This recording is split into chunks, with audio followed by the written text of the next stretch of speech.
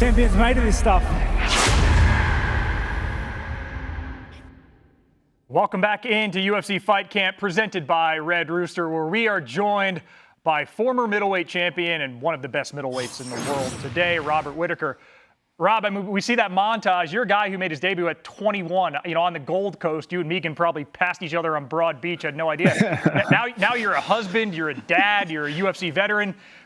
You got Khamzat Chimaev coming up late June. How has the, 10-week run-up to fight day evolved for you over this time?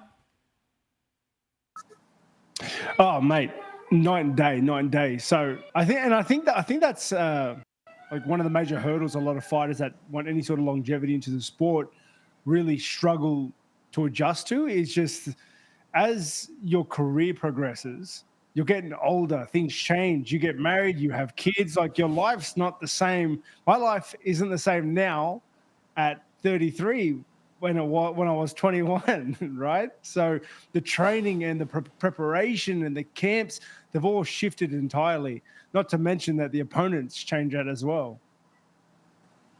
Well, what has it been like this time around? Because I know when we spoke to you earlier this year after you fought Paulo Costa, you said you wanted to fight more consistently. Generally, you would have, a pretty lengthy layoff. You wanted to fight more this year. Now it's, a 4-month turnaround between February and June. How has it been adjusting into camp this time around with not as much time in between? Mate, it's been great. It's been great. Normally, like because of the layoffs and through no fault of my own, I want to just throw that out there. Okay, I've never chosen the lengthy layoff. It just happens. It's the nature of the beast. But the fact that I've been able to get straight back into camp, my body's been healthy. I've retained a lot of fitness and strength and skills from the last camp. I haven't been given that big buffer period to get fat. Resting and eating too much outside of it, it's much better. At the start of this prep is much easier and enjoyable than the last. Well, on deck for you is Khamzat Chimaev, a guy who, to most objective observers, is terrifying in the octagon. Not the first terrifying guy across the octagon that you've shared it with. How did we get to a point where you're fighting Chimaev in June? How did this fight come together?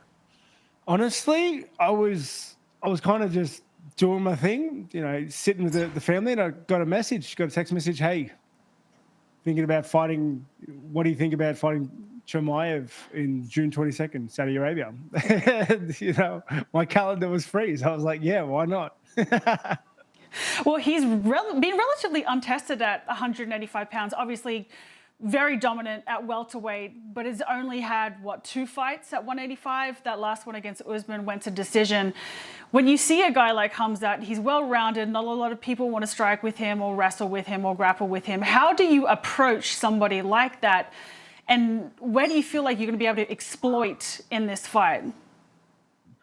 I definitely think the goal, much like all my other opponents, is just to go out there and fight my fight.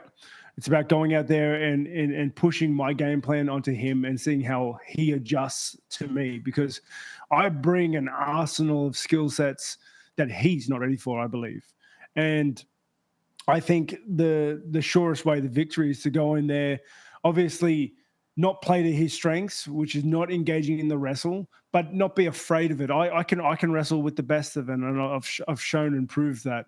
So I'm going to go in there and I'm going to fight my fight. I'm going to fight a stand-up fight. I'm going to see where it goes. I'm going to drag it out. It's a 5-round fight. I've been in plenty of those and I've got no quit in me. So let's see how this goes. Rob, most observers can see what a great grappler Khamzat Chimaev is, and just like that marauding style. You've been in this game as a mixed martial artist for a quarter century.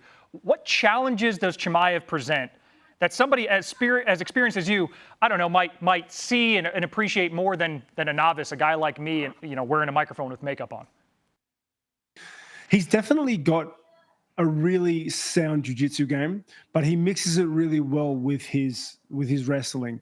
And I think a lot of people aren't ready for, what a lot of people aren't ready for is the mixture of the two, the making it really MMA-esque. Like, utilizing it up against the wall, utilizing his strength with his long arms and tall frame to just push his game plan on the fence, to push it into the ground.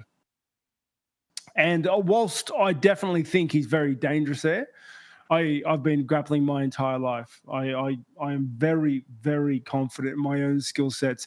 Even if it were a pure wrestling jiu-jitsu format, I would hold my own. If not, get a W in that way too. Well, I want to go back. You mentioned that you've got cardio for days. You've had a lot of 25-minute fights. Do you feel like that plays into your favor in this fight, considering we've seen Khamzat kind of slow towards the later of 15-minute fights? Do you think those extra 2 rounds could be an advantage? I do think the fact that I have experience in 25-minute fights, the fact that I've been able to take fights, hard fights, the length of 25 minutes, it's different. Anyone who's done it, who's had a hard fight for the 5 rounds, understands how different it really is, and even the prep going into it. Now, whilst I think I have an advantage in experience, and just tenure being able to do that, I expect him, especially because everyone's saying the same story is being said across the board, is that Khamzat falls off, Khamzat's tired, Khamzat gasses. So we can only assume that he's doing, especially because it's a 5-round fight, this fight, is that we can only assume that he's doing everything in his power to come in, efficiently, pace himself, and he's going to be, good for the entire 25 minutes. So I'm expecting a Khamzat that can go 25, but you would think, just on paper that's an advantage in my side. Rob, I don't want to look past Chimaev. Certainly, he's a significant challenge. His record is what it is for a reason. But with that in mind, we assume it's going to be Israel against Duplessis for the belt, probably Perth in August. Where would a win over Chimaev put you in the title picture? Oh, certainly beating Chimaev opens me up to a title shot. There's no other way around it. I've beaten everybody else, and to beat the boogeyman of the division, that the guy everyone doesn't want a bar of, just makes me look real good. Well, you've been in there with both Israel and Dricus. If that fight does eventuate, put analyst Rob hat on, how do you see that one going? But before fighting Dricus and before Dricus had won the belt, you would have thought Adesanya piecing him up for 5 rounds. But in saying that, he's surprised a lot of people. He surprised me. He's got a lot of dog in him. He's got a lot of heart, and he makes clean fights awkward. He makes fights awkward because he pushes his awkward style onto you, and his relentless pursuit of he's got a lot of heart. He's got a lot of grit in him, and you saw that in that Strickland fight. He just pushes forward. I can see him making it awkward and making it messy and just making it a bit of a dogfight against Adesanya, which we saw if you push Adesanya with that Strickland fight where he lost the belt. When you push Adesanya like that, it falls heavily in your favor. So I can see that happening, but I can also see Adesanya piecing him up for 5 rounds. So I don't know. Rob, we have an Australian looking to join the elite fraternity of Australian UFC champions this weekend in Rio. Looking back to your path up the middleweight ladder, Rafa Yusapo Natal and Derek Brunson and Jacare and then Yoel Romero. Steve Erceg is reaching up a couple rungs on the ladder, just his, 4th UFC appearance at UFC 301. What's your advice to him to handle that and perform at his best as the stage gets as great as it's ever been for him? Just do you. Don't change anything that you've been doing up until this point, because obviously it is working. The guy has speed run his way into title contention, and now he very well, with the skill set that he has, he could very well leave Rio with the gold and bring it back to Australia. And I am all for it. And I can't wait to see him get in there and just, enjoy himself and fight the good fight.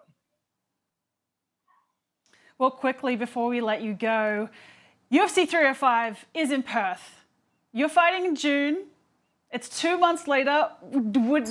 Could we see a turnaround, maybe at light heavyweight, fighting back in Australia, or would you want to wait that one out?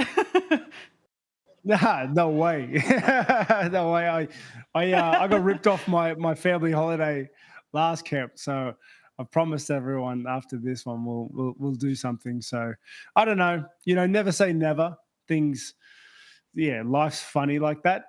But at this right now, all focus is on beating Chimaev and then just spending some time with the family. Well, it's a hell of a challenge, but there's a short list of people in UFC history who are up to it. Robert Whitaker, you are one of them, one of the greatest middleweights of all time, one of the greatest middleweights today. Thank you so much for joining us here on UFC Fight Camp. Thank you so much for having me.